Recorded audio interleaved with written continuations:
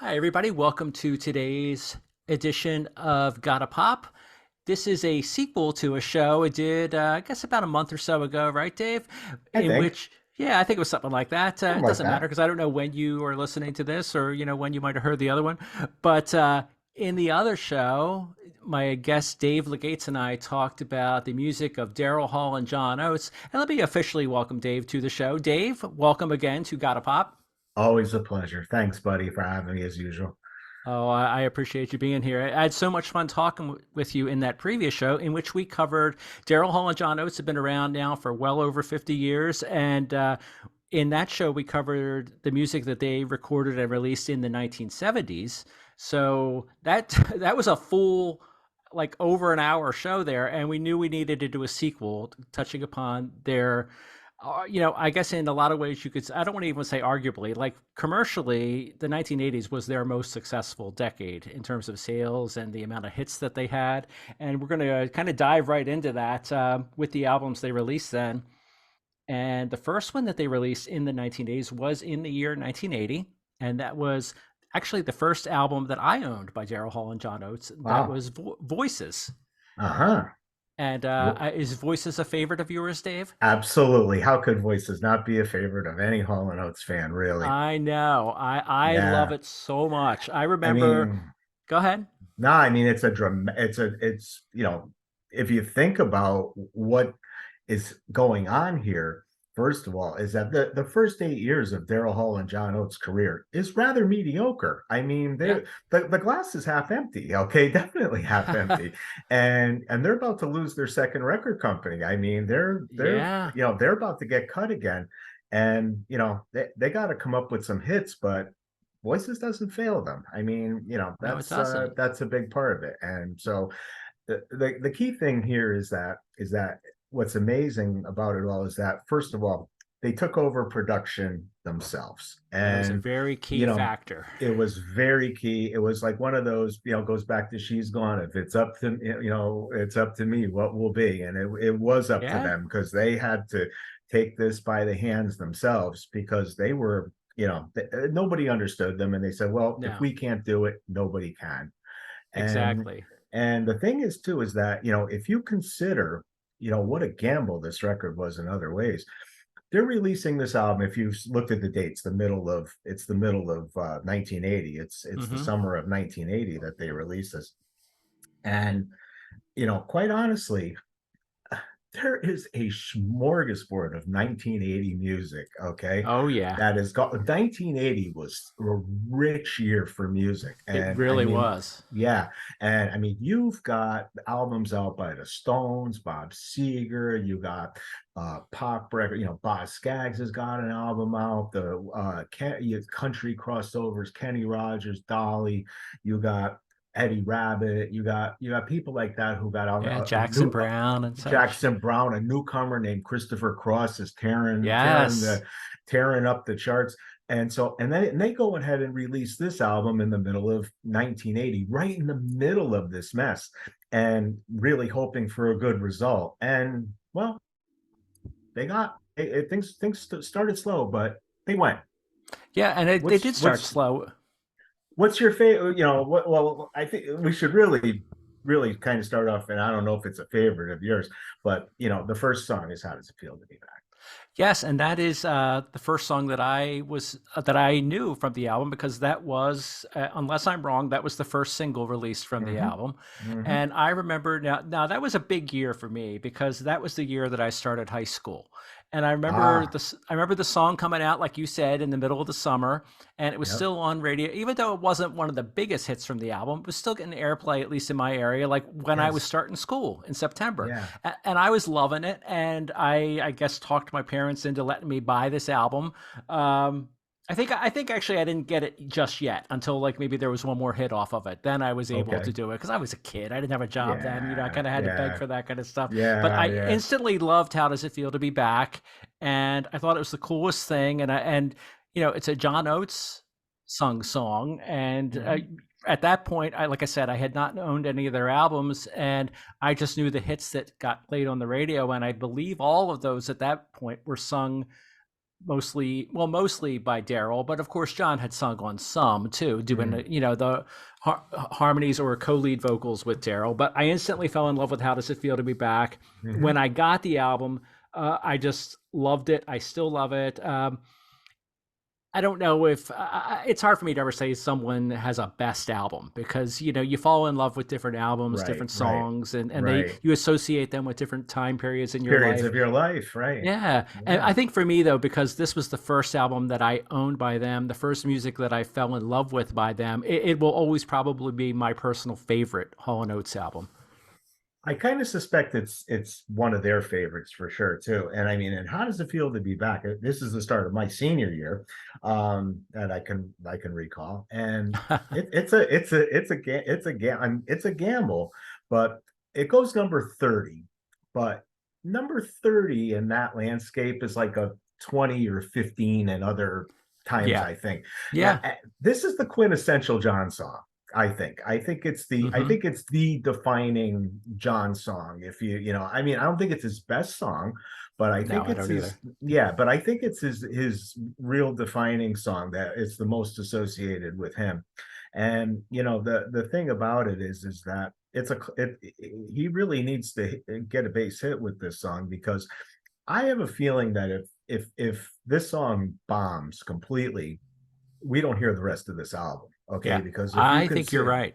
because if you consider what production costs were like in those days to put a single out, you had to print records and ship and and Hmm. so in order to do that, you had to be making like a look to that you were gonna score some money for the record company. and Exactly.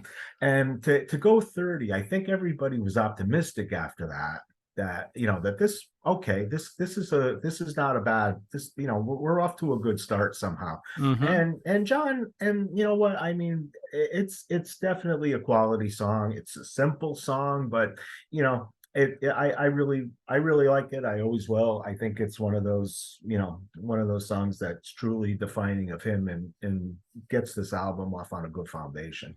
Yeah, I think it was a perfect song to start the album with. Yeah, yeah, I've always loved that one, and yeah, it'll always be one of my favorites. And boy, I actually I'm looking at the song list here. I love every song on this album. There yeah, is to me, we're going to talk about all the albums they released in the decade, yeah, yeah. but to me, this was the start of what was like at least four perfect albums in a row. Mm, hmm. With unskippable songs, at least for me. And Okay. let's just go through the songs then. Yeah, sure. There were some hits. We'll get to them in a minute, but "Big Kids" is a great song that Big followed Kids up. is How good. Yeah, Yeah, I love "Big Kids." "United State," I love that one too. me too. The vocals and the music on that are awesome. And then came what is and actually this wasn't released as a single, but "Hard to Be in Love with You" is a good one too. Yeah, And then you had what was one of their biggest hits is "Kiss on My List," which Daryl yeah, co-wrote with Jana Allen, who co-wrote a lot yep, of their songs yep. with them. Is that how do you feel about "Kiss on My List," Dave? Is that a favorite? Kiss on My List is probably one of my three favorite songs ever. I would say, first of all, it's an amazing story. I mean, behind the song, I mean, an amazing story. A true rock and roll fairy tale, really, a pop music fairy tale. Jana Allen writes the song, and to give you an idea, Jan Allen is Sarah Allen's little sister. Okay. And she is, Sarah's Daryl's boyfriend, to set the stage for everybody who may not Right. remember. Okay.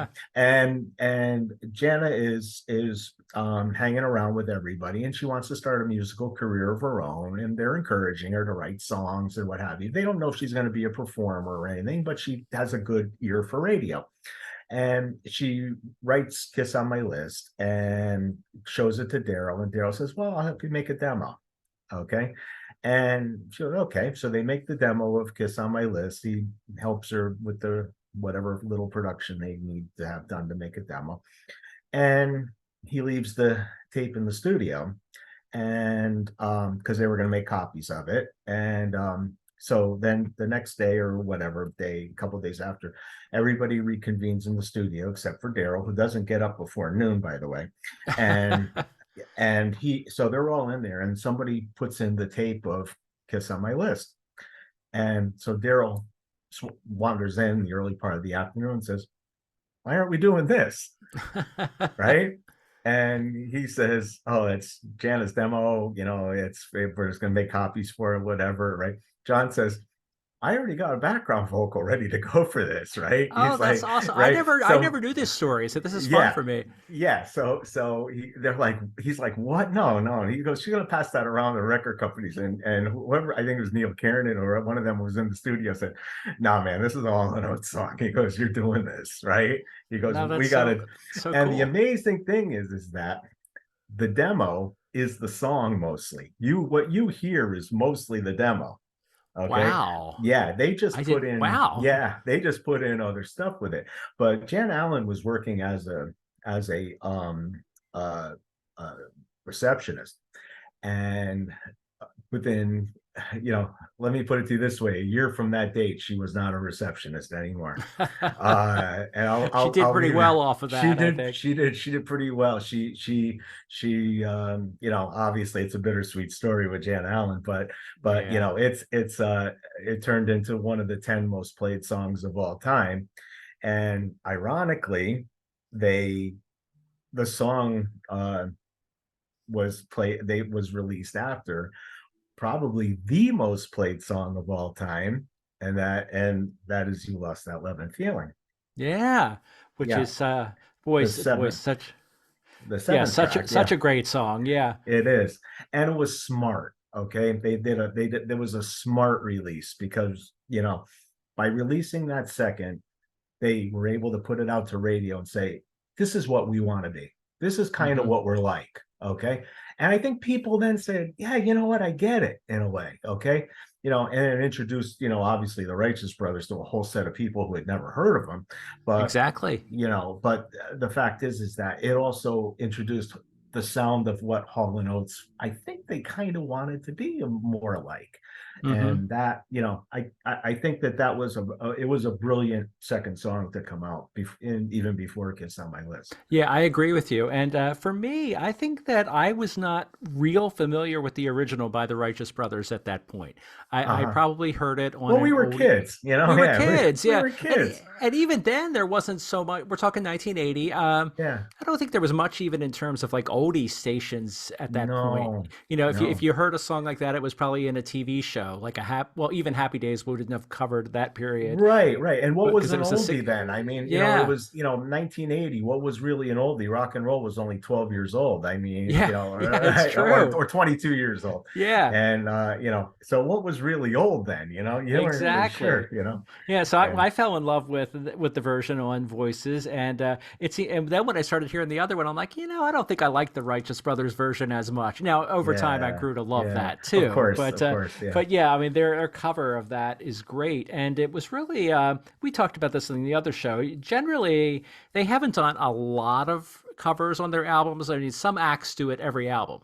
They did it very sparingly, and that was a Yes. really good choice That was a good there. choice for sure. Really Yeah. good. Yeah. Got a lot of nerve. Oh yeah, yeah, perfect, perfect. I Perfect, always like that perfect. one a lot. That's a fun Yeah. one to sing along to. Absolutely. A great The tune. thing is about the album cuts in here, and we're going to get to the ultimate album cut, but the Hmm. album cuts here, while they don't age dramatically well, when you listen to the album cuts of Voices, you you're still amused by them. You still Oh yeah, they're still amusing to you. They I completely agree. yeah, I mean, I don't think you could play them for a non-fan and they would even care about them, but for us people who know the album from back then, these are cool, and they always Yeah, will be, very they very always will cool. be. Yeah. And Um, well, we mentioned that "Will You Make My Dreams" was right. after you on the album after you've lost that love and feeling. We're going to side two if you had the old vinyl or Yeah, if cassette you at had a this point. vinyl, it would be side two at this point, right? Yeah, And and I and yeah, instantly loved that. That was probably the one that where I bought the album after that was a hit because there I oh, already knew a okay. few songs and just love that song. I still love that song. And as we said, that's boy, there's another one. Well, actually, no, I'm sorry. I was about to say I was going to give credit to Janet Allen there, but that was co-written by Sarah Allen. Yes, correct. Yeah, and that's And it wound that's up in a another lot one of of their big movies. hits. Yeah, and it's become a big movie staple through the years. Is You Make My Dreams. It's wound up in I guess quite I a think few yeah, it pictures. Yeah, has. which so it's doing well in the movies for sure, and it's gotten a lot of airplay as a result of that. It has, and I think I've even heard it in some TV commercials and things like that at some point. So Yeah, for sure. they've done okay with that one. Yeah. And then we get into, I think this might have been the one you were alluding to, saying that it was a great album track, or that was not a hit for Hall and Oates when this album came out, but it later became a hit by someone else. And you want to take it from here? Well, I mean, every time you go away, Daryl will always tell you is the one that got away. That's true. Yeah, he always says we blew it when we didn't release that song, and yet if you every live show contains Every Time You Go Away Is somewhere that in the right? show. And the thing is that, the fans look forward to it. It's one of those songs that it never made any charts or anything like that. Mm-mm. But it's a song that everybody knows. And thanks to Paul Young, now even more people know it. But the fact is that it's the one song Daryl does an amazing job on it. His vocal, it's one of his greatest vocals ever. He Yes, I belts it out agree. in concert. It's just absolutely, you know, it's really the staple you can't go home without hearing. It's one of those ones that you hope to hear it, and it's worth it every single time. And It's such a great bless song. their I've only hearts. seen them twice in concert, and yeah, I remember them doing that both times, Yeah, and it was amazing. yeah. And the version that Hall and Oates, I forget what year Paul's came out. I guess it was maybe 80, 85, 85. Yeah, that's what I thought. 85. Yeah. His is a little different musically. Daryl Different and John's, arrangement completely. Different yeah, arrangement. Yeah. yeah, and I thought when I fell in love with the song originally off of Voices, I just thought it was so cool because it was not like maybe as quote unquote pop sounding as some of those other songs on the album. You had Right. this really cool. It had this cool laid back vibe to it, where Yeah. Daryl did sing it with a lot of soul, and the guitar work on that's great. Yeah, I you don't know the finally best way got to describe his it, but well, he got his Motown out of that. I mean, that yeah, was really where I think he, you nailed it there. you really feel like all the years of him, preaching the Temptations came through, and Every Time You Go Away. I mean, it's where it was like, all right, well, hey, this is what the guy's roots, and this is what he's been talking about, and here it is. I mean, that's a song that could have been on any Motown album at any given point in time back in the day. I mean, it was Yeah. really, just it's a classic soul song. It really is. It really is. It really Yep. is.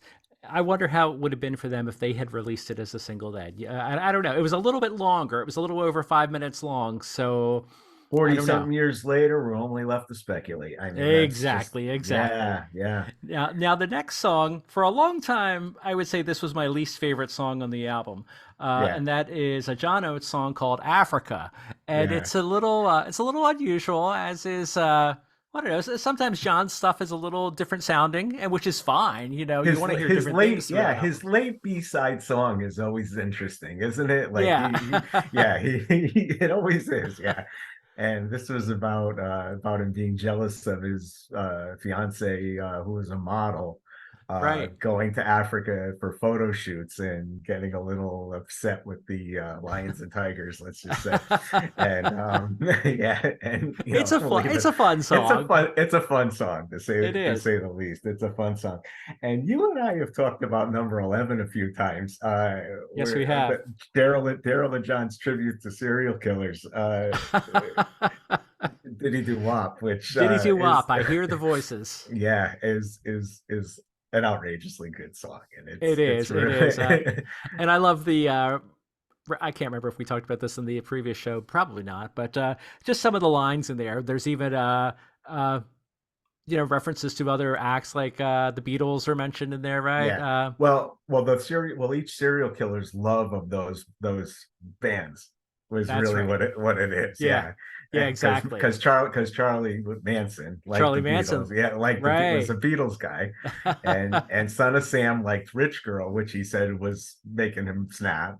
Yeah. Okay, and he and Daryl and John are supposed to be, or they're supposed to be another serial killer in the record, and so they're just saying I'm caught up on the Duke of Earl, which is making me lose it. So It's so they're clever. it really is a clever song, and it's one of those songs you can definitely see an a cappella group on the corner of Philadelphia, singing Yes. along to. You know what I mean? Yeah, exactly. And I love the background vocals in it too. Like for example, Yes. you just brought up, Charlie like the Beatles, Sam he like rich girl, then you hear bitch girl. Well, yeah, right. They did all the little effects, Yeah, and then the which Duke was Duke Duke of great. Earl. Yeah, they pulled that off beautifully. They really And did. at the end, and certainly at the end of this album, it was apparently a very emotional uh ending, because they knew they did it. They knew this was going to be a Hmm. good album. They knew that everything about it was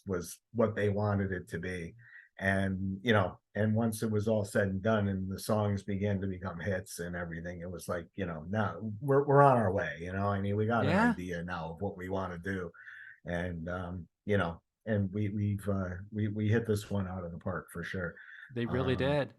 And yeah. that's probably the first. Now, I don't have anything to back this up, any proof, but I would guess that this is the first album, the most amount of hits that they had off of one particular album, at a time. Maybe in terms of top 40 hits. Could. At this point, I'm saying Yeah, prior to to 1980, I this don't think point. they Yeah, had. to this I point, really right. explained that horribly, but you know what I meant. Yeah, I yeah, know what you're 19. saying. Yeah, Yeah, yeah. prior to Prior to this. this Yeah. album, they had never had like multiple hits like the No, way they did because off of this one. yeah, because if you were at the point now where you couldn't go a typical day on pop radio without hearing Hall and Oates at this point. Yeah, I mean, you would then, now for the next 5 or 6 years, not go a day without hearing them. it's I true. mean, yeah. Yeah, and like you said earlier, I mean, and what a transition that was, because just shortly before that, they were struggling some. Their Hmm. previous studio album was Ecstatic, and Yeah. they had a couple of mild hits off of that, but that's me being kind of generous to them. I mean, Yeah. not stuff that people even now would say, oh yeah, such and such was on Ecstatic. Yeah, right. You know. I mean, a lot of Yeah, people wouldn't, and it's like there was just mediocrity ruled the situation at this point. I mean, they really didn't have. Here was a group that two guys that two record companies really had a lot of hope for. Okay, and they yeah, weren't doing it, and I mean, yeah, but maybe it had more to do with some internal reasons, yeah, and exactly. they figured it out. Yeah, and When I heard timing that out. sometimes is such a big thing too. Like you said, 1980 was an interesting year, and then It the early was. 80s. It was. And I mean, MTV's not out yet. And I mean, Yeah, but MTV's not out yet. But and then, like I said, they're releasing this into a whirlwind of fantastic music. And yeah, I mean, absolutely. it's hard to say how it went as well as it did, but maybe it was just the time had come. Yeah. And well, let's move into the year that 1980. I'm sorry, the year that 1980, the year that MTV did come around, and that was Yeah. 1981. And it was Yeah. also what I think is one of their best albums. Private Eyes came out in 1981, and there were some Yeah. songs on here that they made music videos for that ended up on MTV, including the opening track, the title track, "Private Eyes," which Yeah. I instantly loved. I Yeah. instantly loved that song. Yeah, Private Eyes. Here's the thing. By the time Private Eyes is the album is made, the band is basically in place. Hmm. And yeah, let's face it. I mean, and you and I talked about this in the last episode, and I think we would continue to believe such. The next few years would be nothing without that band. I Yeah, mean, the band is now really the part of the fabric of these songs at this point. And there was some changes, even as the 80s were approaching around. You talked that the last episode about GE had joined the band. GE Smith, okay, was now hmm. the lead guitarist, and that was the kind of lead guitarist exactly they needed. Okay, Oh, a guy absolutely. a guy who could dominate or help them dominate a show, and come out and be as boisterous and and as imaginative as he was. And it's amazing. GE, the, what's I don't know if you know, but the underling of the Hall and Oates band is a local band to here called the Scratch Band. Oh, Uh, they G. Smith, George Smith Haddad, okay, comes from Pennsylvania, and he moves to Yalesville, Connecticut, which is a section of Wallingford, which is right over there, Oh, and wow. about a mile up the road. Oh, And cool. yeah, and GE joins the scratch band, and he meets the son of one of our math teachers, Mickey Curry, Oh, how about who, that? yeah, and something I was out of high school by the time I realized the connection, but my little brother didn't, and he played that into the ground. But anyway, he drove Mr. Curry crazy, and so yeah, in Oh, North, that's great. That's hilarious. Mr. Curry was a teacher in North Haven, and his son Mickey and GE were in the scratch band, and but GE then goes and gets a whirlwind tour of New York, okay, where he not only joins the Hall and Oates band, but he winds up the lead guitarist of a Broadway show where he meets and falls in love with the star of the show, Gilda Radner. Right, Okay, right. and they get married, and part of his whirlwind tour is he winds up down the hall from on a pretty horrible night as they are living in the Dakota where John Lennon is killed. Oh, Uh, my. yeah, they're hunkered down in there because they feared that the person who killed John was hunting celebrities, Oh, and wow. I had yeah, no idea that he and Gilda yeah, were there at that point. they were living down the Wow. hall there. Yeah. So he gets quite an introduction to the thing. So anyway, as you know, okay, Charlie DeChant, the sax player and keyboardist, is already with the band and what have you. And so they're all set. And John Siegler leaves as bass player, and they're in search of a new bass player, and T-Bone is somebody that GE and Mickey knew from playing in a local rival band of some kind. So this is where they know him from, and they set him up with an audition. But I don't know if you know this, okay? It's one of these really funny all in oath stories. T-Bone doesn't get the job, okay? Oh, okay. T-Bone, and if you consider how important he becomes to the He band, becomes okay, very, they're very, very important. very important. He doesn't get the job. Okay, Oh, wow. yeah, he knew all the material. He was ready to jump right in, what have you. He's playing along with G and Mickey and what have you, and and Daryl doesn't like him. Okay, he Wow. keeps calling he's referring to him as the bald guy, okay, and he doesn't hire him. They hire this other guy and what have you, and they bring this guy in the next day for his first rehearsal, and he makes an incredibly poor career choice. Oh, He's boy. there, and they're playing, and I don't know if he thinks that this is a band that's that he's allowed input on or something, because if you Oh, could listen. okay. Okay, because if you listen to Jerry Marotta, okay, the old drummer, Mm-hmm. okay, the band was 5 seconds away from being called Hall Oates and Marotta, but that's Oh, okay. yeah, okay. So I don't According to know if, Jerry. according to Jerry, now I don't know if like people are being promised input or something like that. Okay, when on the way in, certainly you don't know what Tommy Mottola is telling people. Okay, Right. so anyway, they go through the rehearsal. It goes okay, okay, and then they're talking about the arrangements for some of the songs, and they're sitting down, they're discussing the arrangement for Kiss on My List, and which you could almost do a whole episode on. And they actually changed the arrangement to where the outro actually becomes the song. But anyway, um Interesting. yeah, so anyway, he's listening to this conversation. He says, yeah, he goes, I don't know which one of you, he goes, did Kiss on My sang Kiss on My List. He goes, but it was horrible. Oh, He my goes God. he goes I'm all right. He goes, I've been doing it with my bar band. He goes, I sing it way better than whoever one of you sings that. Okay. Wow. Now, okay, you've now insulted. Okay, first of all, Daryl.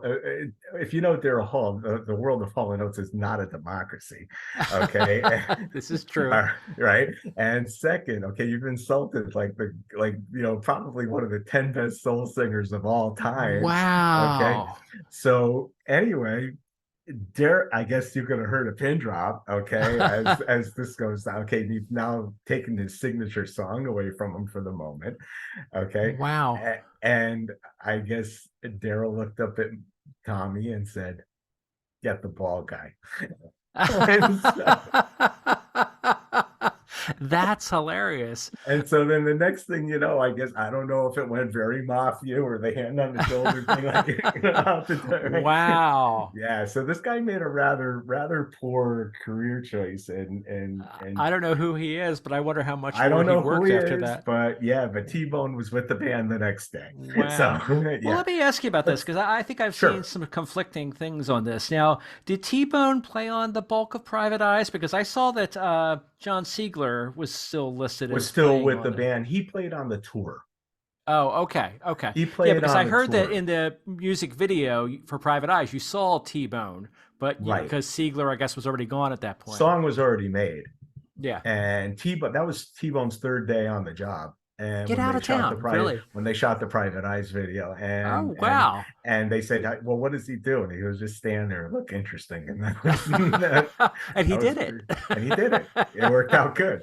Yeah. And Private Eyes is an awesome first song, title track song. And Jana Allen and trying to think of the guy's name. Warren Posh. Warren Posh knew each other somehow, and they worked up the bulk of Private Eyes. Brought it to Daryl and Sarah, who finished it off lyrically and what have you, and changed a few parts.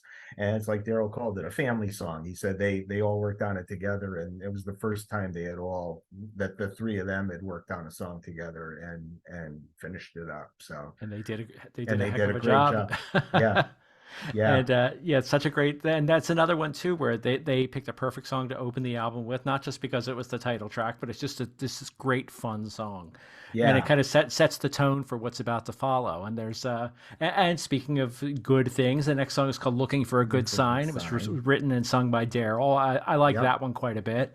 Yeah.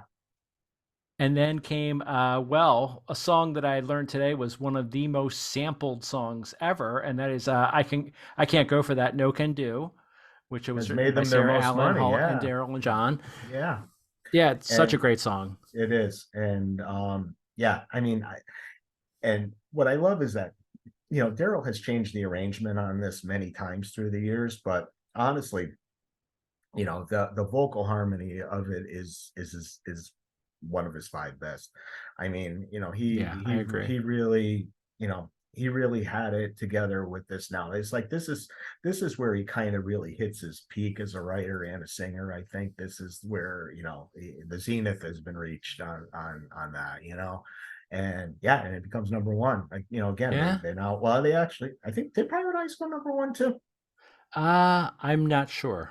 I Okay. am not sure. It may have. It It may may have. have, but I can't go for that goes number one, and Yeah. on soul and pop, and yeah, it was definitely, and you know what, John's contribution on it guitar wise is overlooked. I mean, it's one of those, the rhythm guitar section on it. Daryl actually highlights parts of it in there, and it's really quite good. It really is, and that is something I think that John is also is maybe sometimes not given the credit he deserves for is his work as a musician. He's a great rhythm guitarist, and Yeah. some people unfairly just say, "Oh well, when Daryl sang lead, he was just a background singer," and he wasn't. He was much more than No, that, and you know what I mean, and still is much more than as that. right, and as time goes on, certainly through the next two albums, it's kind of disappointing. But we'll hit the stories on that as we go through them. But yeah, John's, you and I, we kind of talked about this, I think in the Hall and Oates group a few times where we made, it was kind of a joke. It was kind of a joke, but it wasn't really that funny. It was the fact that, it's sometimes you kind of wonder if Daryl, the Allen sisters, and Tommy were, and John were running a supermarket, okay, and the four of them were upstairs in the manager's office, and John's downstairs stocking shelves and running the cash register, Right.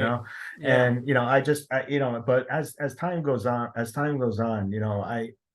think there was some injustices to John, but we'll hit on those as we go through it. Sure. So yeah, And well, actually, that leads us into a John song, which is one of my favorites on the album, and that's Mano a Mano. amazing John song, It is an amazing amazing John John song, song. yeah, I amazing John, yeah, I remember hearing this. Well, I didn't. This is one that I didn't have the album again instantly as soon as it came out, but yeah. I remember there was a concert by Daryl Hall and John Oates that got played like on some. I don't know if it was back in the West. Was there something called Westwood One that you could hear concerts on Yes, radio stations? yes, And there yep. was one from this tour, and I remember hearing that live, and I'm thinking, oh man, that is just amazing. I did actually hear it. I did actually hear it live because I went to on the Private Eyes tour, Oh, and nice. yeah, and that it was really one of the best songs of the show. And I mean, it's like and the people were chanting right along with it. I mean, Yeah. Oh, it's it's very a good, catchy. it's a Yeah. catchy song. Yeah. People are chanting right along with it, and yeah,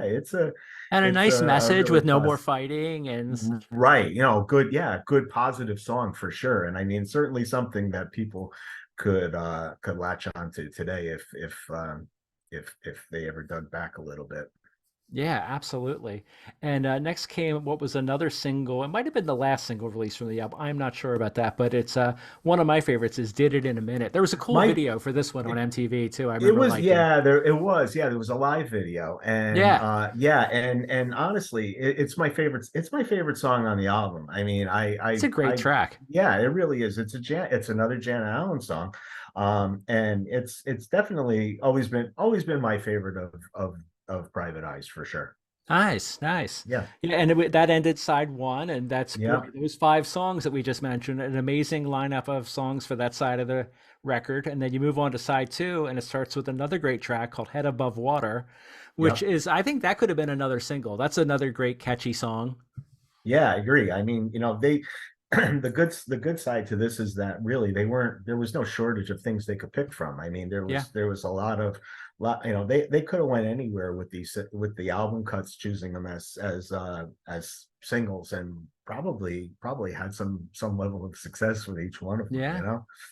exactly. So that's a great one. Then "Tell Me What You Want" is next. That's another good Very one. soulful, good vocal action, a lot of fun, fun song, Yeah. it's cool. Friday Let Me Down's a little weird, but it's all right. I mean, I You think like it's a it, little weird? Is that what you It's a said? little weird. Yeah, it's a little Yeah. weird, but it's okay. It's a catchy one. Unguarded Minute could have been a single. I mean, Hmm. I really believe that had hope for a single for sure. Yeah, Uh, exactly. I was just jamming to that one today, and the were you? vocals in Yeah. that are so good. I Yep. love it. Yep. And then Um, "Your Imagination" is a favorite of mine. Now was that's the another one last too. single. Yeah, that was the Yeah. last Oh single yeah, from that was the Private Eyes. last one. I got Yeah. those two mixed up. Sorry. Yep. But that had a cool music video too. I It remember did. because for back at that time, I don't know if this was released maybe in early '82 or '81 in terms of the music video, but they were using some special effects in there with like their faces Yes. coming together, and then there Yep. was it a tiger or a cougar or something in there where Walking in the uprights of the yeah, in yeah, the rafters of right. the I haven't seen uh it in years, but I I haven't remember seen it just in a it while. blew me away when I would watch it on MTV. I'm like, wow, these guys are so cool. Yeah, I mean that, and it's well, every time you go away, this was your imagination. Every album seemed to have the Daryl and Sarah, song, and you Right. kind of want, that's sort of their one, I think, on this one, where he kind of, you know everybody is now like, kind of, if you're following Hall and Oates at this point, you understand the Daryl and Sarah relationship is supposedly this very tight but very loose relationship of some kind, Right. okay, where they're allowed, I guess, to do whatever the heck they want, but they're together, okay, and you realize that, like in each song, he's singing about her in that one, okay, Yeah. and every time you go away was probably the one from Voices, okay, but Your Imagination, I got a funny feeling, is the Private Eyes version. I think you're And probably onto something there. yeah, I mean, and so each album, kind of contains a little loose message like that, where I mean, what guy didn't want a Daryl and Sarah relationship? Okay, a Yeah, girl that hung around them or what have you, but you could go off exactly. and do whatever the heck you wanted at that And point. they were together a long time. I 30, mean, a 30 really years, long. 30 years. Yeah, Yeah, amazing. yeah. And the last track on there is "Some Men" that Some closed man. out the album. That's a good tune too. Yep. And I I did. yeah, I had I'm no sorry. Go problem ahead, with Dave. that one. No, I had no problem with that one. Yeah, me That was either. a good song. Yeah. Yeah. One thing I did want to mention before we move on to the next album is Mhm. I mentioned earlier about how many times "I Can't Go for That No Can Do" had been sampled, and I just wanted to ask Dave if he remembered this one song. Do you remember when Simply Red used that in a song? It was called Certainly do. "Sunrise." Sunrise. Yeah. Oh, folks, if you have never heard that, look for it online. It's Get so it. good.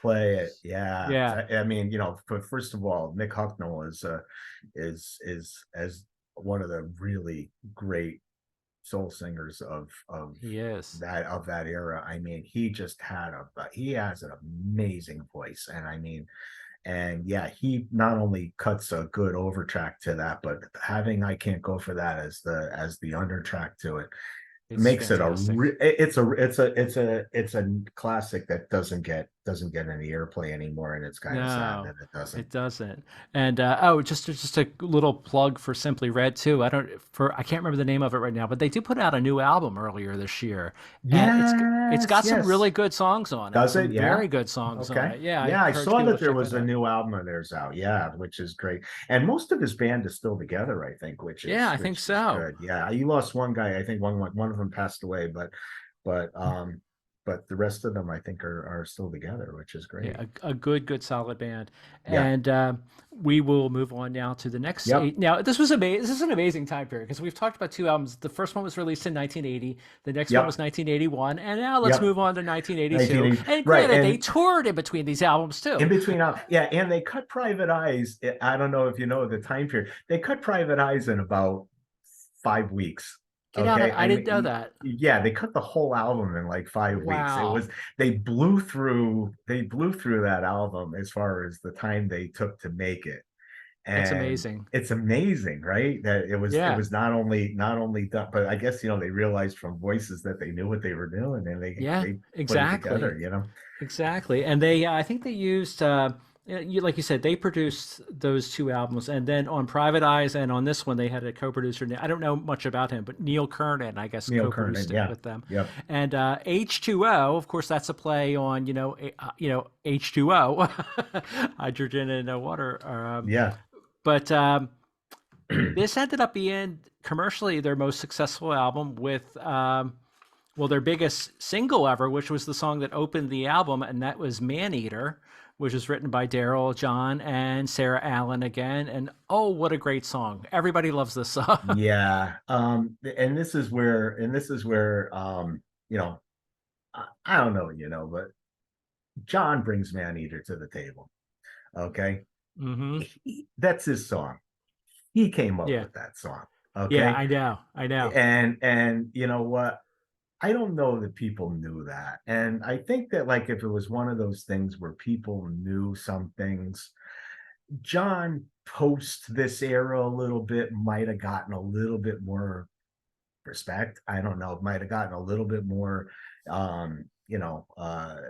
should I say employment. I mean, they Yeah. might have, they might Yeah. people might have been sought him out a little bit deeper than what they did, because I think we're starting to be led to believe that it's really all about Daryl. Yeah. Okay. And I don't know that they didn't want you to think that. I think they kind of wanted it that way. Yeah, that could be. And but Maneater is John's song, and he brought 85% of that to the table.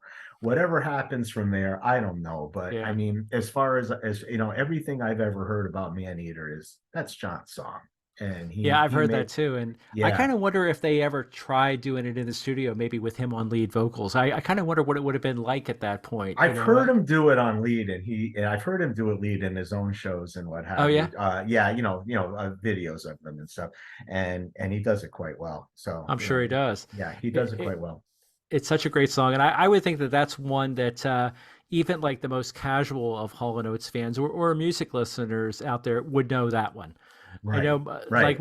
like my wife, she likes pop music, but like she's I don't know, her time period that she loved the most was the '90s because that was the period I guess when she got into music. But she knows Maneater from like oldie stations and stuff, and whenever it comes on Right. the radio when we are in the car, she just goes crazy. She loves I it. I think my grandkids know Maneater. I mean, it's first of all, it's one of the best songs of the '80s Yeah, from no doubt. anybody, Yeah, from anybody, you know. yeah. And so yeah, it's the That bass line in there. yeah, unbeatable, Yeah, unbeatable song. You know, yeah. And John this is wanted when to you do it had as yeah. Well, John wanted to do it as a reggae song. Daryl nixed that, but he said it was more of a reggae thing. But when they brought it back to put that bass line to it and made it more of a soul song and what have you, then I think it worked a whole lot better. Yeah, I think so. Yeah, And then you officially had bass player Tom T-Bone Walk with fully with the band at this fully point with on the this band now. album, Yeah, and yep.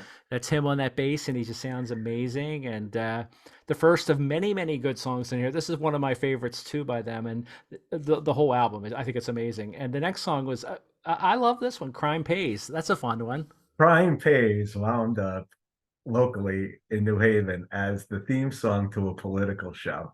And it was Really? Are you serious? and I Okay, that's don't kind of it took awesome. it took a while for somebody to catch on to what somebody was doing. It was uncredited in the credits. And yet I remember with my ex-wife sitting there, I said, that's freaking Crime Pays, right? And she's like, well, what a great song to put to a politics show. Okay, to one of those local political Right. shows, right? Oh, So that's that was awesome. hilarious. That's great. Yeah, Um, that's a good tune. And then next that you is a had good one. yeah, Art of Heartbreak, Art of which Heartbreak, yeah. go ahead. Yeah, I mean Is it it's not my favorite on the album, but it's a fun song. I like it. it's my favorite on the album. Really? Okay. Okay. Yes, it's my favorite on the album. And it was a great conversation starter because several days, okay, now you know that the release date of the album is October 4th, 1982.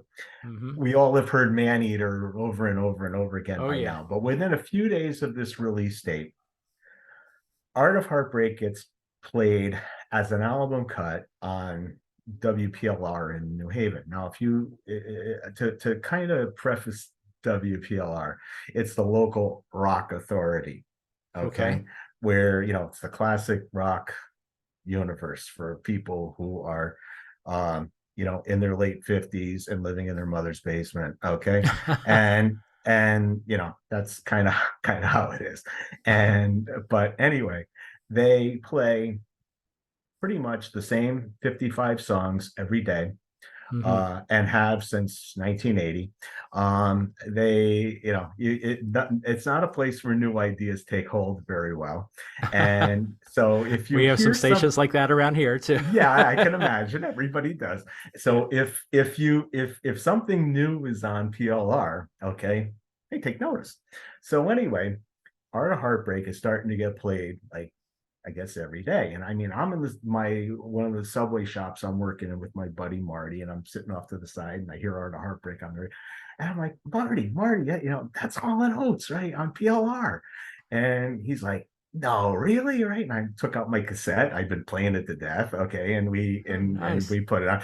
And so he's like, oh wow, that's cool. And then he said, but now the rest of the guys we work with, who are all these, Aussie heads and whatnot that we work, all know I like Hall and Oates. Hmm. Okay. And I have been getting nothing but hammered by them. Okay. About this. I know what you're talking Okay. about. Yeah, exactly. Okay. I'm getting buried by them about it. And they're sick of me talking about them. But anyway, so he goes to me, don't tell the other clowns. He goes that this song's Hall and Oates. So he goes, don't say nothing. He goes, because they're gonna start, right? So next thing you know, okay, it's coming on all the time. And then I'm with the couple of the other guys, and one of them's going, like, what a freaking great song this is. He goes, they've been playing it Wow. every day. He goes, who is it? Right? Who is it? and they don't know who it is, and they're not saying at the end of it who Oh it wow, is. this is Okay. this is a cool story. Yeah. So anyway, they're not talking about it, right? So finally, Marty gives me the nod, and he says, it's Hall and Oates. Dave, shut up, right? And I'm I go, it's Hall and Oates. And I go, this is not Hall and Oates, right? I go, it's Hall and Oates. So actually, here comes the cassette. I pop it Wow. in, right? We're playing. They're like throwing that free. They're on this now too, right? Jesus, right? They're going crazy. So anyway, then they start asking, who's the band, right? Ah, And I says, who's the band? They're the band. yeah, No, we go, they sing, right? He goes, they're singers, right? And he goes, I go, no, man, they're accomplished musicians. They're the band. I go, have them and the rest of their band. They're the band. yeah, You know, exactly. right? And I think a lot of people, And maybe some people didn't get that. right. So next thing you know, one of them is incensed, okay, by this whole thing. He's incensed. He gets on the phone. He calls up PLR. He's like, you get those freaking off the station, right? He goes, I can't. He goes, they got P. He goes, they got KC 101 tied up. They got this station tied. He goes, give me one freaking station I don't hear them on, right? And he started losing his Oh, mind. that's great. And it was all started with Art of Heartbreak. Wow.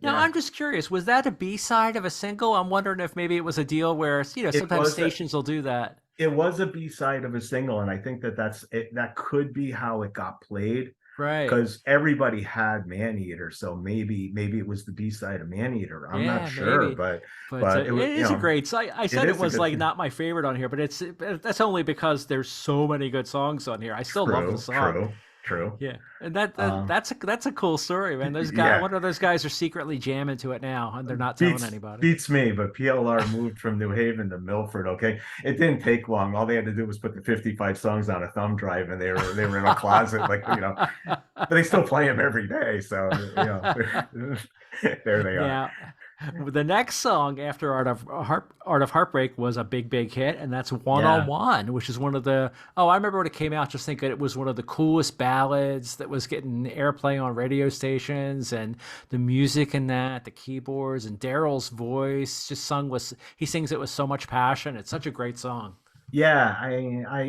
I got mixed feelings on One on One. I I remember you mean, telling me that years ago. yeah, it wasn't one of my favorites. I mean, but I it's all right. I mean, it wasn't, when you look at the album as a giant, you know, giant microcosm as you've done, you said about Art of Heartbreak. If you look at all the good songs on there, when you had to pick one that wasn't your favorite, I guess I'd probably say One on One really Okay. wasn't my favorite. But Right. on the other hand, too, I mean, I like the music part of it. I mean, that I just I don't know. I just kind of think it was sort of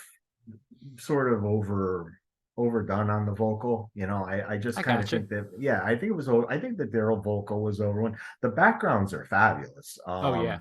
Yeah, the backgrounds are fabulous, and the song itself, the actual music of the song, I just think it was kind of just over Daryl. I just Yeah, I you get where know you're coming from on that. yeah, yeah.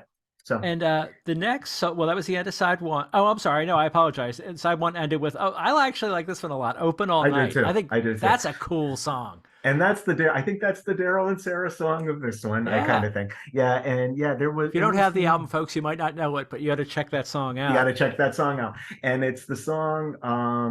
No, it wasn't that. I would misspeak if I said that, but yes, it is a good song and it's very suggestive, but Yes. it's a well-meaning it's a well-meaning and really a good vocal. And amazing backgrounds, which now they've gotten down to a science, and yeah, it's a good cut.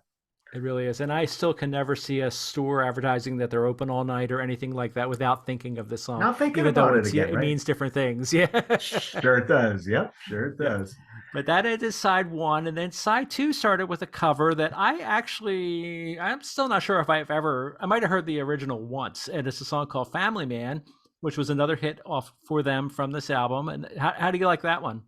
I love Family Man. I love the original too. I love both versions. I've heard Mike Oldfield's version many times, and it's really good. But what I love about Family Man the most is that GE's guitar Oh in yeah. this is unbelievable. And live, playing it live, nobody has played Family Man live like him ever since. And Wow. it's really not been the same live ever since then. But it was the second song they would play on H2O tour to start the show. It's a they picked a good song to remake. It was It's a great tune, and a really good song. and you say the original's by Mike Oldfield? Mike Oldfield. Oh, okay. He's not the vocal on it. It's a female vocal, but they it's a sweet song. It doesn't sound that much different than the Hall and Oates version, I have to really. check that out. Yeah, Is he check it the out. Tubular Bells guy? Tubular Bells guy, yeah, a guy who Yeah, okay, does that's all what I those, thought. yeah, the guy who does all those, he does all those, uh, chill songs and stuff like that. Right, He has right. like, yeah, and Family Man is one of those, you know, songs that he put out, I think in the early 70s, which Okay. he was rather young. I think he was like 19 years old when he made it or something, but it was really, really good Yeah, song. I just read that today. Actually, Yeah, it had nothing to do with this. I was just because I was reading about The Exorcist, and I think he was like 19 when he did that, and yeah, yeah. yeah. But you mentioned GE, and I remember really liking. I remember watching the video. I mean, these guys were on MTV all the time back then, All the and you had time. mentioned that they had their band now, and we talked about this in the previous show. And I'm just going to run through who was in the band at this point. Obviously, you had Daryl Hall and John Oates, leading the show.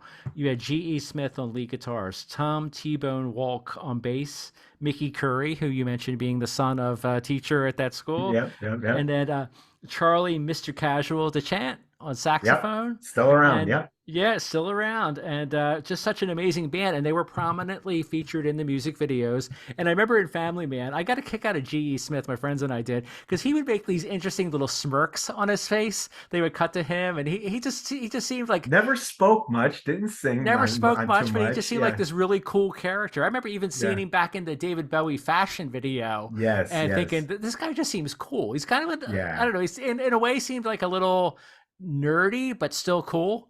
And You know, mischievous, yeah, yeah, that, mischievous. I think you nailed it.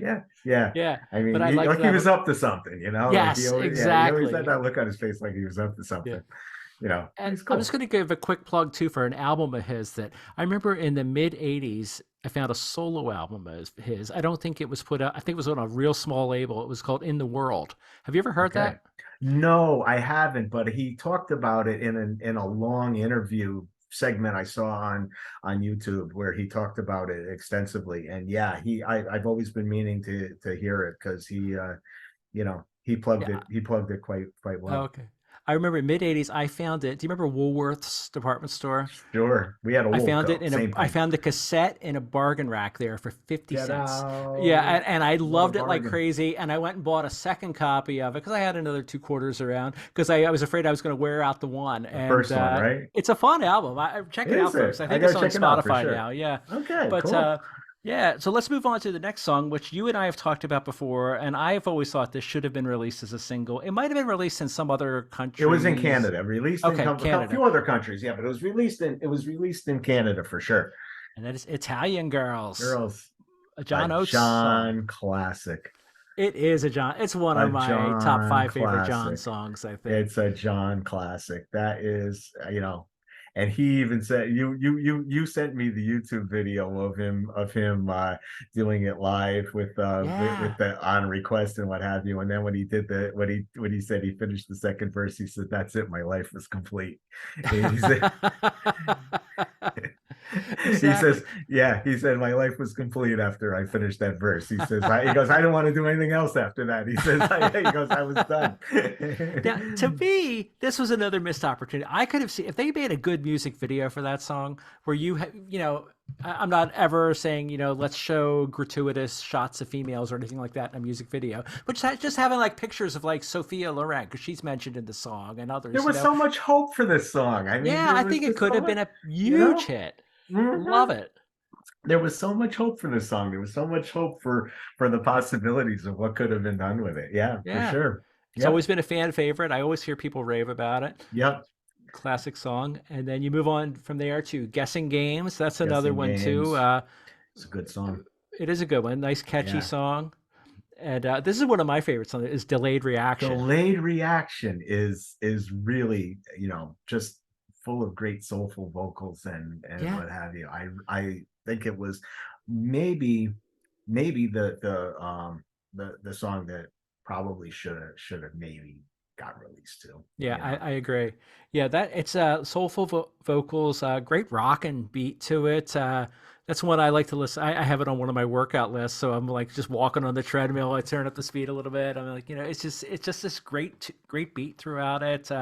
Really good song. And then next came at the time probably my least favorite song of the album was "At Tension." It's a John Oates song. Yeah. How do you feel about "At Tension"? Attention is the it's the they played an instrumental version of it to open the shows on H2O tour. Oh, And it was good as an instrumental. I don't know how crazy I was about the lyrics, or but it was again a yeah. late side B John Weird song. But honestly, I'm not crazy. I wasn't crazy about the lyrics of it or anything like Yeah, that. that But whole I thing but with the I all good soldiers say or sing, yeah, it just, too I mean, deep for Hall I'll and listen Oates. to it if I'm listening to Yeah, the album and but wasn't my this would be thing, my but least favorite. the instrumental of it is really cool. Cool. Yeah, It musically, it's pretty cool. But like you said, the yeah. lyrics, I think, yeah, They didn't excite me in any particular way. no. No. Now, the last song of the album, I always love this one, and it's "Go Yes. Solo," uh, Yeah. written and sung by Daryl Hall, and oh, such cool music in this song. Yeah. Yeah. I think that well, first of all, this was the song that they used in the making of H2O documentary that they show them working on. Oh, okay. I never saw that. As Yeah, it was in fact, yeah, I think it's still findable on YouTube. It was Oh, on cool. MTV showed it back in the day. And yeah, I think it was also one of those Daryl and Sarah kind of songs. But on the other hand, though, it's really a good song. It's one of those songs that, I think that a lot of people can relate to in their own way. Yeah, I think so. And I remember a few years, well, several years after this album came out, there was I think it might have been like a VH1 behind the music on them. And they were covering their career and they were getting to the part where Daryl went well, they took a little break. We're going to get to that shortly, where they would each did some solo stuff. And I remember them playing a little clip of that in there because, it was Okay. the whole go solo because they did, Daryl put out his first solo album in a few years. And we'll get to that when we get Yes, to it. right, right, right, right. Yeah. I But now, like I said, we had three big studio albums there in 1980, 81, and 82. And then 1983, well, they decided not to take too much of a break. They released a greatest hits compilation, which was called Greatest Hits Rock and Soul Part 1. And it wasn't just already popular songs, there was also some new stuff on there, including Two the new opening songs, yeah. track. Yeah. Yeah, which was one of their biggest hits too. Say It Isn't So, and that went to number one, I Went believe. number two, number Oh, two, number two. Okay. number two. Yeah, it was number two. Um, It was number one in my heart, Dave. I feel you, bud. I feel you on that. I truthfully, it's not my favorite. Yeah. But honestly, it kind of sticks with me a little bit because live seeing T-Bone kind of basing it out at the end, especially with the bass going over the back of his head and the whole bit. Oh, It fun. it was really fun and what have you. Lyrically, it's a good song. I mean, Yeah. it's lyrically, it's a really good song, and I love what John does background on. Daryl Daryl, I think, loves it a little too much. Oh, really? Yeah, and I think I don't know what it is about it, but I don't hate it. I don't hate the song by any means. It just, it didn't resonate with me like some others, you know. Yeah. I gotcha. And for me, it's funny now. A lot of times when bands or singers do this, where they put out a greatest hits compilation and they put new stuff on there, years later, I kind of forget about that stuff because now if I feel like listening to a Hall and Oates album, I'm going to put on one of the studio albums and play it, Sure, front to back. And, sure. I generally, because I know the song so well after being a fan for Right, decades, I don't right. gravitate towards these greatest hits compilations. So like when I No, was researching for today, I was like, oh, well, I haven't probably heard Say It Isn't So in a couple years because okay.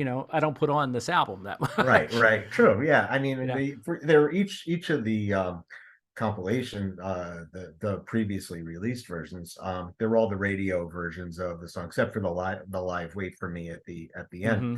But they I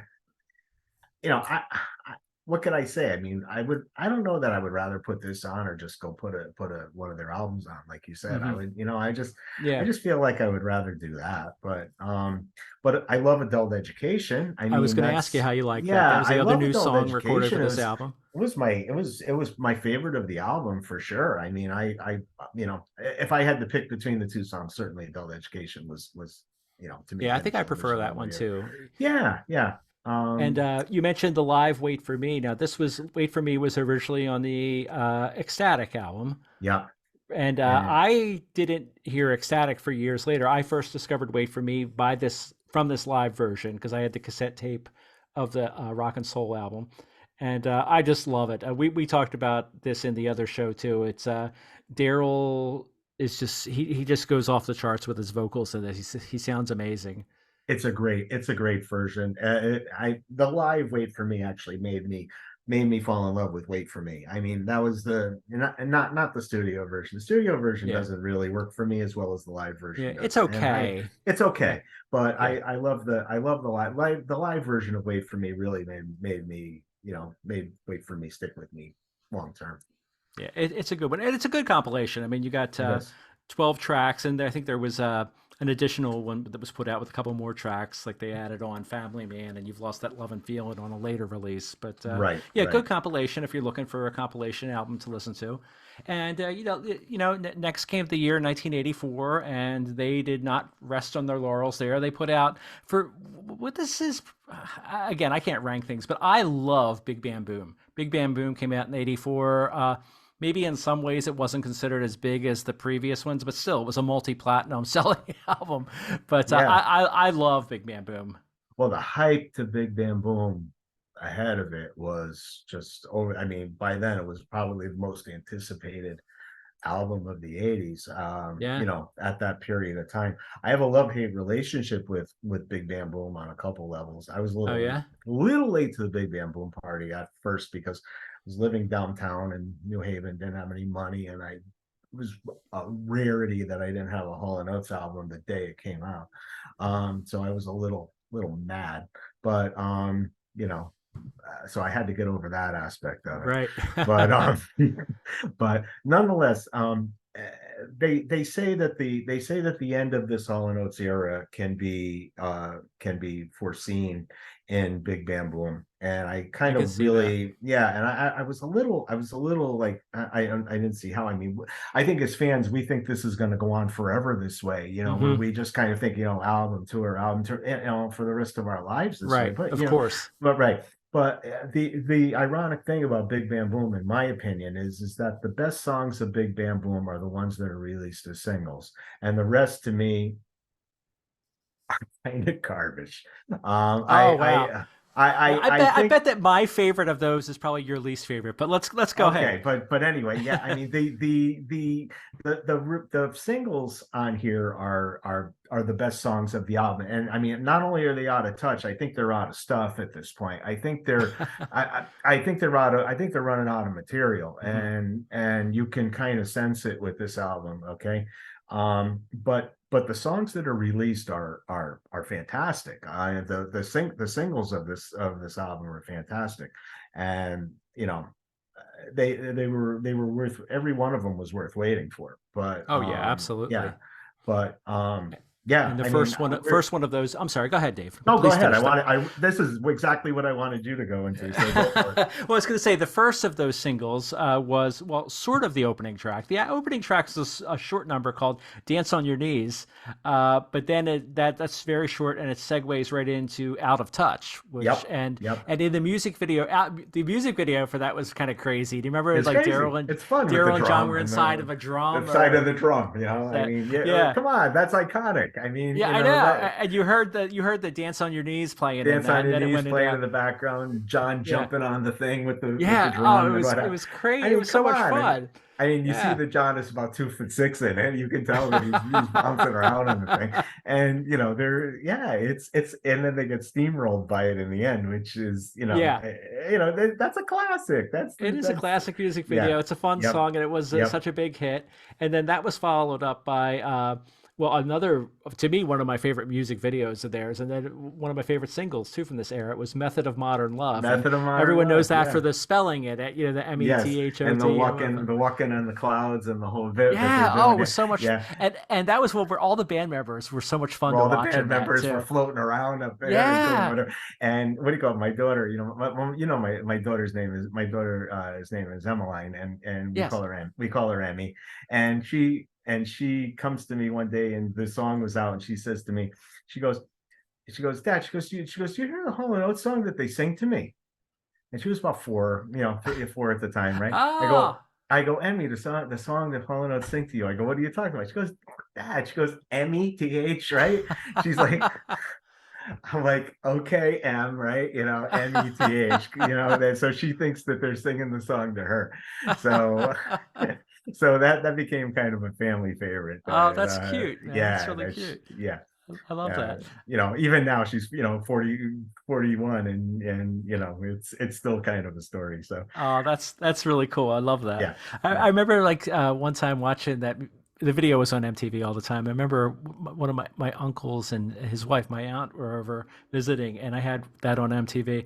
And my aunt, she was probably like in her probably late 60s at that point, a much older relative.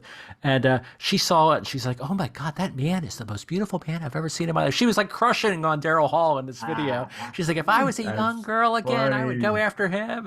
Oh, that's so funny. And I didn't realize till much later, like, what a big female fan base he had. I know when you and Yeah, I first got active in the like early 21st century online, just seeing all these women that just like were that's obsessed what with was him. that And was the obsession was him, and how they were yeah, all the swooning over him. It was, even those even the old women that we knew at that point, okay, were acting ridiculous on our forum. I mean, come on. yeah, yeah, I know. You needed a stick to like chase some of them down at that point. They were ridiculous.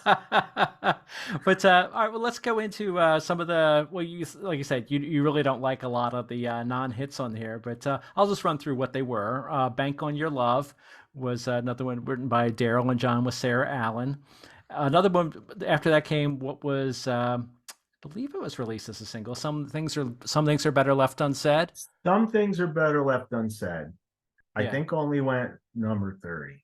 yeah, Okay, it didn't do or super around there. well. No, no, wait a minute. I could be wrong. It could actually maybe even have gone a little higher. But I gotta say, some things are better left unsaid is probably the best Hall and Oates band song overall of the whole their band era. Wow, that's quite a compliment there. I think it is a buried song, which is such a shame. But I don't know if any other band that they've had since then could have performed it as well as they did. That is a song that to me is a travesty that gets no play.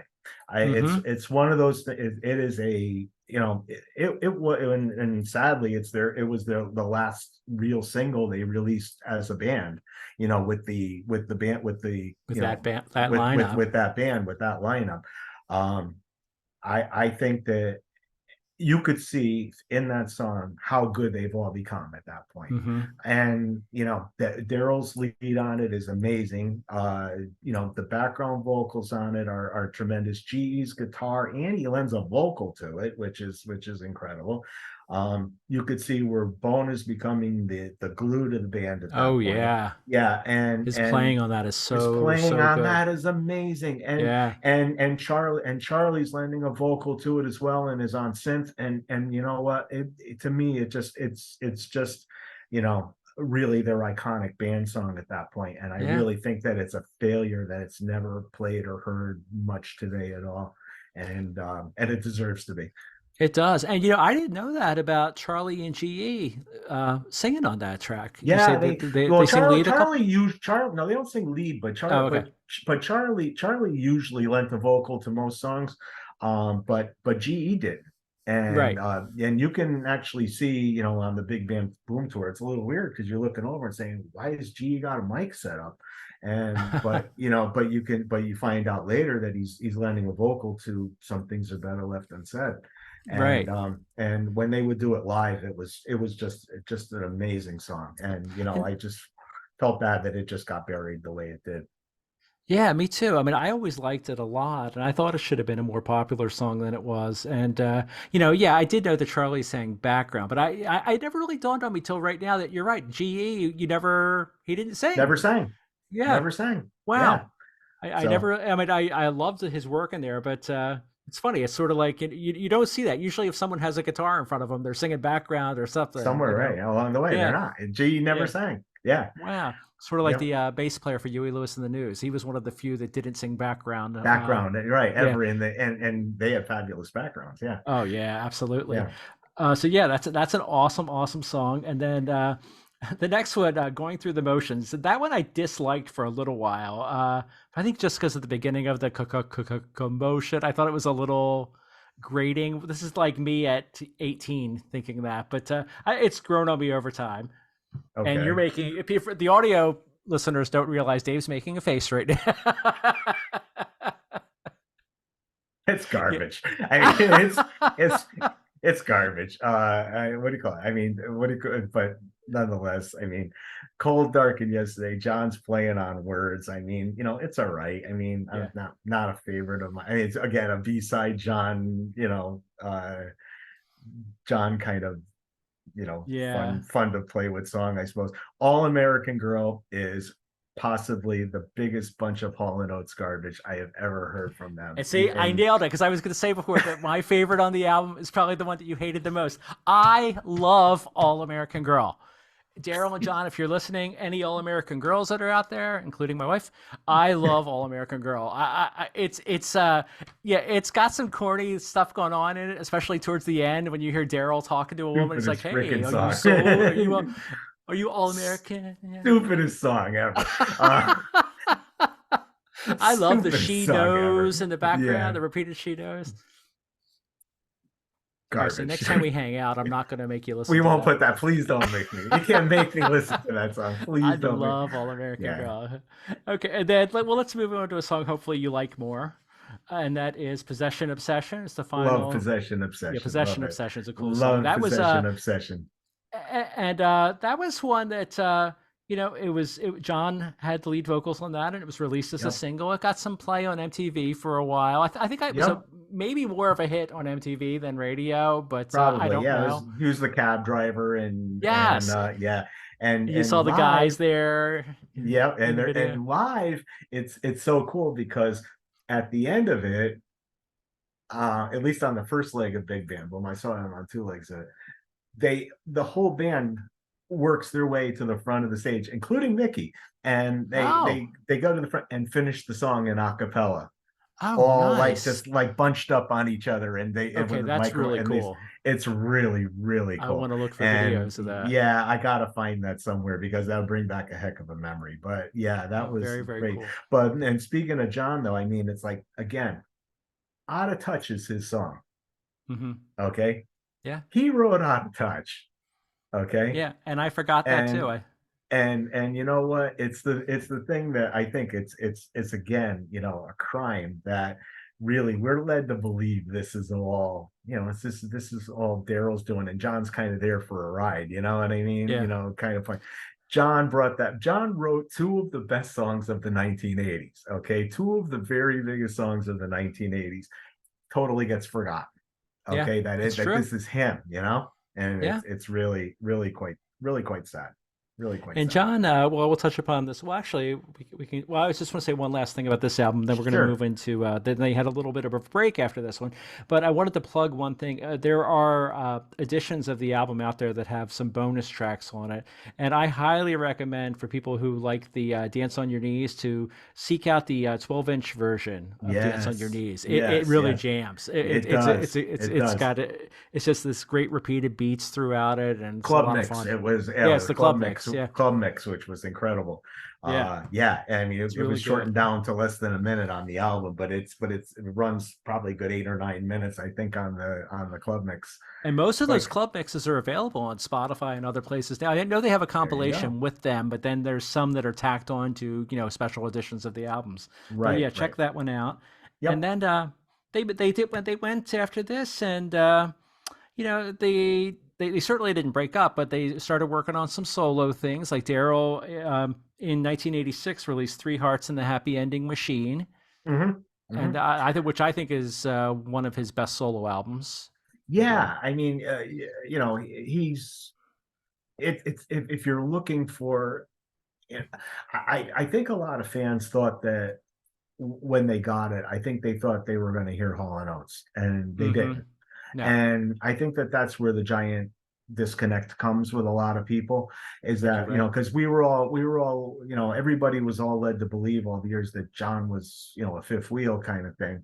And so they kind of figured that this was going to just be an extension of what they were doing already. And it wasn't anything No, it like it. wasn't. I mean, it was completely different. And you Yeah, know what? Kudos to him for making something different, because, it was, you know, uh Dreamtime is really a fabulous song. I love And Dreamtime. That's one of my yeah, favorite and songs of the it's one of 80s. my favorites. And I think a lot of people forget, okay, yeah, John's not in it, but that's not to say this album is not really good, because it Yeah, was really good. And it you was I really good. you can, I can, and Dave Stewart produces it with him and plays lead guitar on it, I believe, and what have you. And T-Bone, I believe, is involved a bit. And there's you know bits and pieces of Hall and Oates' life into it, but it's incredibly different. And it's, if nobody's ever listened to it, they really should. It's Yeah, one of those. it's good stuff. Really good Yeah, stuff. for sure. I'm sorry, I didn't mean to cut you off. No, I'm Uh, fine. I was looking at studio albums, and that came out in '86, but I neglected a big release from them in You 1985. forgot Live at the I Apollo. know. I didn't really forget it. I just kind Oh, of, okay, well, okay, all right. I did. It's an I had oversight. All America Girl playing in my head, and I'm It's still a just little one devastated that the Philadelphia Eagles lost to the New York Jets yesterday. So, heartbreaking. no, congratulations, Dave's team, the Jets, for winning yesterday. I'm bandwagoning. I can assure you. But anyway, but But anyway, yeah, yeah, Live at the Apollo came out in yep, 1985, and that, 85. yeah, go ahead. You Yeah, said, oh no, yeah, Live at the Apollo. I mean, this is what they always wanted to do. I mean, that was, they got together with their heroes, and they poor guys at that point were a shell of themselves, but yeah, but nonetheless, Daryl and John really make that show. I mean, they really, at that point, and the whole band. You, at the point, you see them at this, and at the Statue of Liberty concert. oh Okay, you yeah, can actually see what this band is. Flawless at this point, just absolutely exactly. flawless. They And were. yeah, these are the Apollo medley was definitely, unforgettable. It's released as a single. The two of the songs were My Girl and what was it? My The way you Girl do the and things you The Way do, You and Do the Things You Do were yeah, together. get Yeah, ready, ain't too proud to beg. yeah. The Way You Do the Things You Do and My Girl were packaged together as a single. Yeah, yeah, you're right. And yeah, and Something's Wrong with My, awesome. Great. I just total love of Motown, right in the middle of Yeah. this, and just a good job. And then we had on the heels of it being a hit for Paul Young. Now you had Every Time You Go Away featured on this live album, and Already, yeah. Well, you had to break that out now, because yeah, Paul Young has yeah, made it a radio staple at this point. Because exactly. he goes number one with it, I believe. I think And you're right. yeah, And so, yeah, Daryl wants to remind everybody, hey, this is my song, you know? I mean, this is Exactly. It's a nice rightfully long so. version too. It's like over Very 7 minutes long long. version, rightfully so. Yeah. He really makes that song what it is. Yeah. And yeah, And that I album love came it. on the heels of them being at Live Aid. I think that came out after Live Aid because they had Came performed out with the. after Live Aid, yeah, but I think I'm not sure of the timeline of the recording. I don't know if this Right. is the last time them and the band actually ever appear together. Yeah. It could be. So I'm not sure of the entire timeline of that. I mean, I know that Live Aid takes place 2 weeks after Statue of Liberty. So, I don't know when Live at the Apollo actually Yeah. I'm not sure about that. happened out there. I'm not sure. But folks, if you ever want to watch some good live videos, look for the Statue of Liberty concert and then the Live Aid. Of course, Yes. they were so good at Live Aid, not just doing their own stuff, but they were backing up Mick Jagger and I think Tina Turner. Well, Tina Mick and Tina Were were performing together, and they were on they were so fire that good. night. They were on Yeah, fire that night. I mean, you know, they were half the reason to watch that night. yeah, They really were. They they were really great. were. Absolutely And great. like I said, shortly after that is when Daryl had put out his solo album, which Hmm. again we both like. It's different than Hall and Oates, and Yep. Daryl, and then John had co-written. I don't know. I think he co-wrote. I can't. I don't think he wrote it solo, but um, God, what's the song that the Electric Blue with Thank you, Ice House. Electric Blue. Yeah. Electric Blue. Yeah. I was struggling to Yeah. think of the name of the group too, and I think Electric Blue saved John from total destitution. yeah. Yeah, because he was broke by then, from what he says. Ice House. That's Yeah, it. Yeah. Ice House, yeah, the Australian group, and it's good because I think it got him out of his Formula One car, which was probably a Oh really yeah, wise that's right. He decision was because he really was into that. yeah, but he was bad at it. I mean, he was crashing into he was crashing. I mean, I think he's alive today because of Electric Blue. So, Did he but sing he's background also in that too? yes, he did, I thought so. and he also went like way up north to like 15 minutes south of the North Pole to work with a band called Parachute Club, Oh, that's which right. which he did some production on. Parachute Club apparently has a little more of a history than we even realize. They've had a couple of inclinations of them over the last 30 years or so. So they and I don't know that he was the best fit for production, but he was a name brand, and I think Hmm. that that was kind of half the reason why they wanted him. You know what I mean?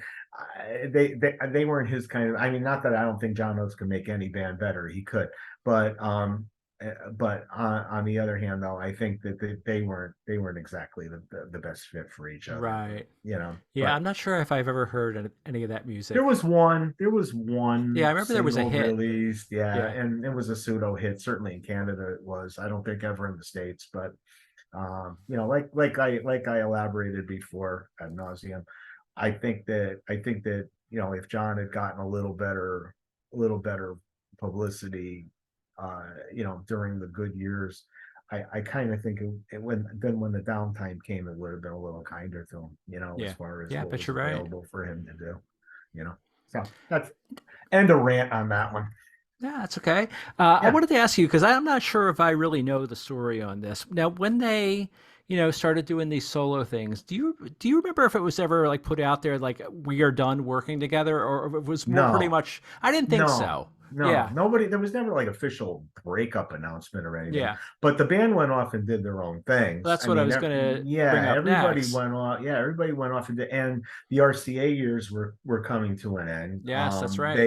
The contract was fulfilled. And so I guess there was an option to re-sign, but Clive Davis was hounding them to go over to Arista, and that they went and did that, for to move on. But yeah, there was never like any official announcements or any kind. They just stopped. I mean, they just stopped for a while. I mean, what we were, if this was like today, we probably wouldn't have even thought anything of it. But it No, was like one of those things where back then we were so used to getting the endless streams of material from we had them new product every that year we had new in one product way or every another. year, right? Yeah, And so to go 2 years without something yeah, was unheard of yeah. for such Exactly.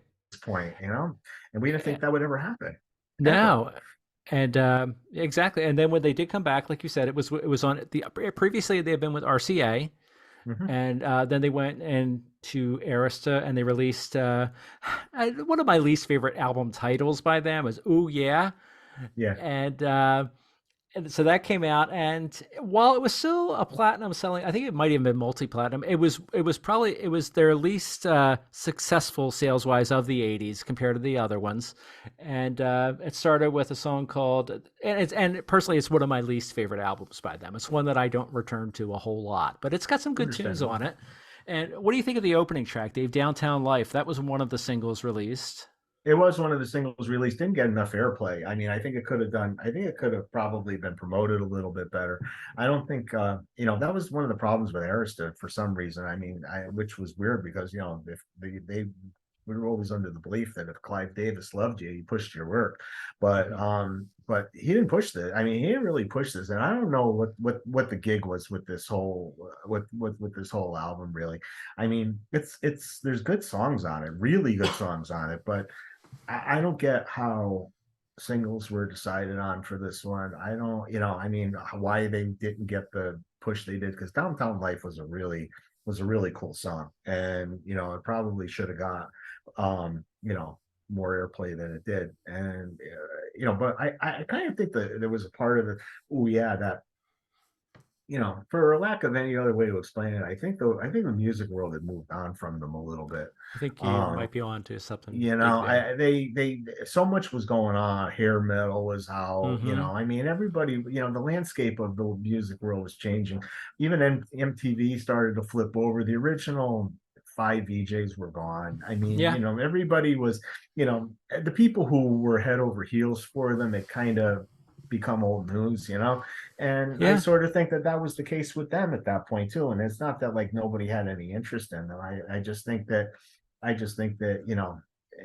was all now time to move on from them a little Yeah. bit, where people just found other loves, Exactly. And like you said, the music landscape had changed so much, with the hair metal, and then grunge was right around the corner. Grunge was right And around the back, corner. yeah, Yeah, and back then, 4 years between albums was a big deal, you was a know. big deal.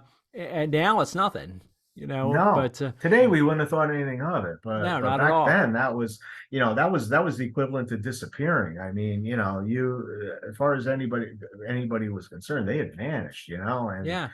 And some and people it, probably unjustly thought, okay, well, they failed in their solo career, so now they're getting back together, to work. probably, Even yeah. though that I wasn't mean, the case, they that certainly wasn't the both had case. I mean, successes. there wasn't a failure. I mean, Not at all. I just think that there was an expectation that just wasn't realistic. I Yeah. mean, Yeah, absolutely. and I think that that's when they got back together for oh yeah, I mean, everything your heart desires.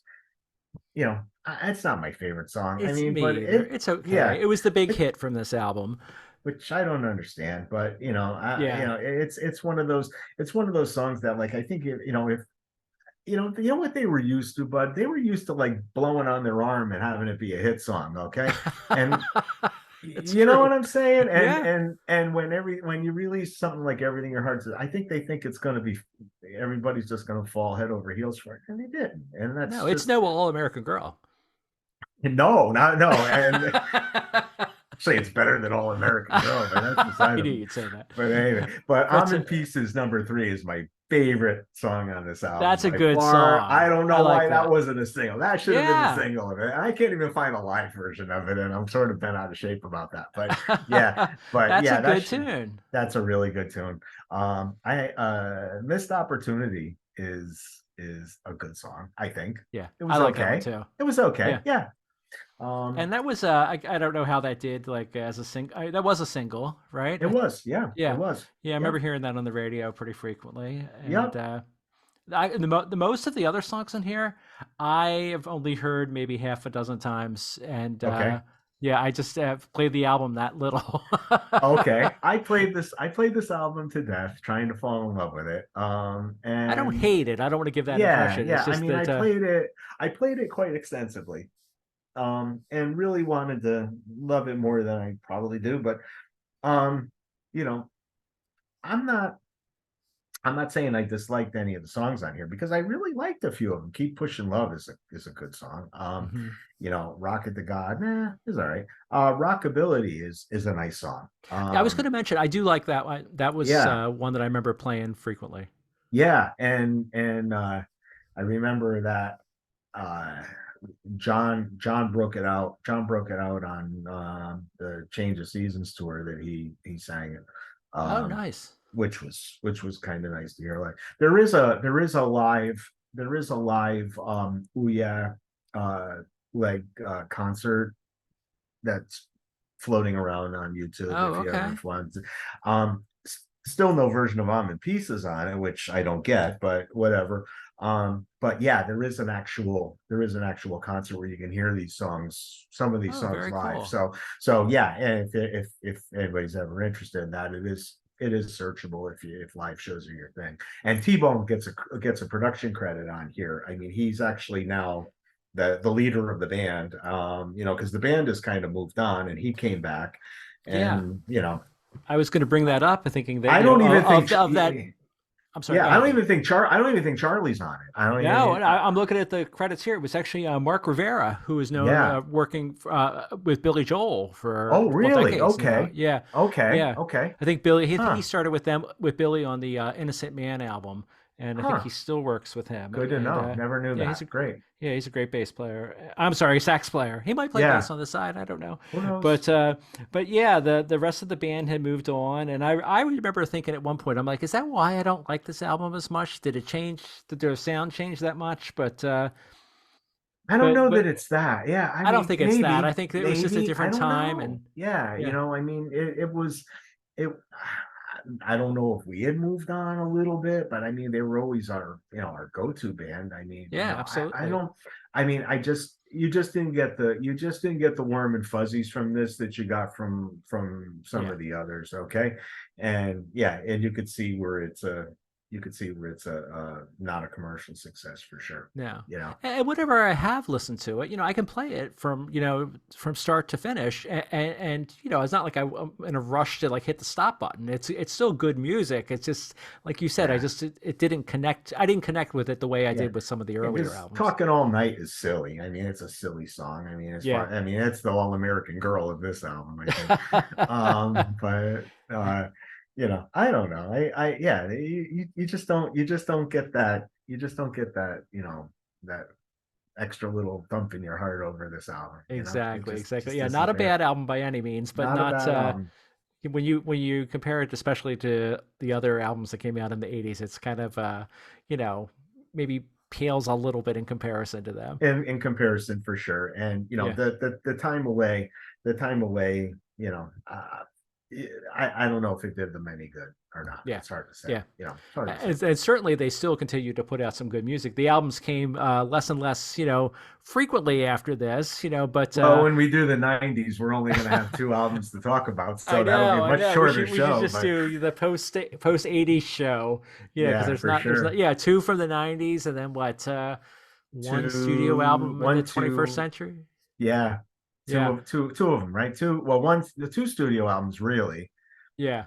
Our Yeah, kind of and well, Do It for Love and Do It for the Love and Our Kind of Soul. Yeah, Our Kind of Soul. Yeah. will be those ones. So yeah, Yeah, and I know that apparently there had been talk that there was another album in the works. Daryl had said at one point, but then the most then he recent thing I got saw, he just said, yeah, maybe not. Things have yeah, changed. then he got mad at John, and that was that. Yeah, Yeah, I don't know. I don't know what's up with it. yeah, yeah. But There's I know something they going still on. tour, and Yeah, which is pretty awesome. I mean, they've yeah. been working together for over 50 years now, and they are one of my favorite music acts ever. And boy, it's funny when you and I started this. I'm like, oh yeah, we're gonna probably keep this to an hour, but I'm like, no, I we knew just we love weren't this. We gonna love make this an music too hour. much. We We love weren't this. gonna make an hour. I Nah, knew we nah. weren't gonna make an hour.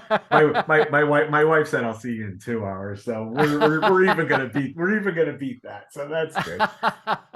But Dave, I had a blast But talking with you again. this was great. It I was had so much great. fun, man. And it's so much good music. I mean, It was. I know it's a big part of my life, a big part of your Yeah, life, and it great always will to be for me. yeah. I mean, and it's great to basically go back through the years and talk about all the good Yeah, songs and all the good memories that went along with them. So that absolutely. was great. All right. Well, I thank you again, my Thank friend, you. and you are welcome. And if you were watching this, thank you. If you're listening, thank you. And no matter what you're doing, just have as much fun as you possibly can. Enjoy Indeed. yourself. All right, everybody, take care. Have a good. Let me try that in English. Have a great day. Bye. Bye.